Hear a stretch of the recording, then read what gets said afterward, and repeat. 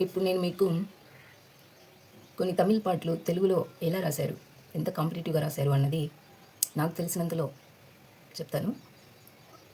ఈ చిన్న చిన్న న్యూయాన్సెస్ తెలుసుకోవడం చాలా ఇంట్రెస్టింగ్‌గా ఉంటుంది. సో, మీకు చెప్తూ నేను కూడా నేర్చుకుంటున్నాను. మొదటగా మనం ఎప్పటినుంచో సినిమాలు, తమిళ్ సినిమాలు తెలుగులో డబ్బింగ్ అవుతున్నాయి. ఆ పాటల్ని కూడా తెలుగులో డబ్ చేస్తున్నారు. ముఖ్యంగా 'మణిరత్నం' సినిమాల్లోని తెలుగు పాటలు ఇప్పుడున్న జనరేషన్‌కి ఎక్కువ హిట్ అయినాయని చెప్పొచ్చు. సో, అందులోని పాటలు తీసుకొని నేను నాకు అర్థమైనది చెప్పే ప్రయత్నం చేస్తాను. మీకు ఏదైనా తప్పుగా అనిపిస్తే కామెంట్ చేయొచ్చు. సో,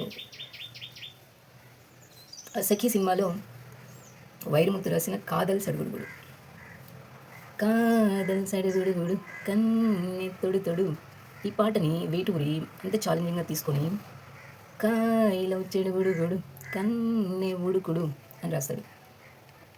సో, ఇందులో ఈ పాటలో ఉన్న మీనింగ్ ఏంటంటే, ఎందుకు ఈ పాటని సెలెక్ట్ చేసుకున్నానంటే, ఇది ఇద్దరు లవర్స్ వాళ్ళకు లవ్ పట్ల ఉండే ప్యాషను అండ్ ప్లేఫుల్‌నెస్ ఈ పాట ద్వారా మనకి చెప్పే ప్రయత్నం చేస్తారు వైరముత్తు.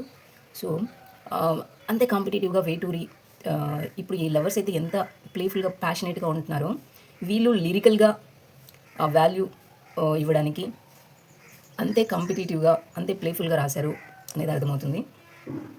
ఇద్దరు తరాసులో నాకు సమంగా అనిపిస్తుంటుంది. అప్పుడప్పుడు కొన్ని పాటల్లో తమిళ్ కొంచెం ఎక్కువ, తెలుగు కొంచెం తక్కువ. ఇంకొన్ని పాటల్లో వేటూరి గారు కొంచెం ఎక్కువ ఎక్స్‌ప్రెసివ్‌గా ఇలా కనిపిస్తూ ఉంటుందన్నమాట. సో, ఇలాగా ఈ పాటలో చెప్పినట్టు కాయిలవ్ చెడుగుడు. చెడుగుడు అంటే ట్రెడిషన్ అప్పట్లో కబడ్డీని చెడుగుడు అనేవాళ్ళు.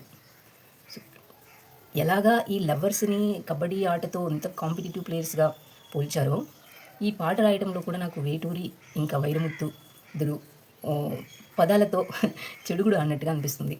ఓకే. అంటే ఇద్దరు ఒక కాంపిటీటివ్ ఒక ప్లేయర్స్ లాగా అనిపిస్తారు ఈ పాటలు రాయడంలో.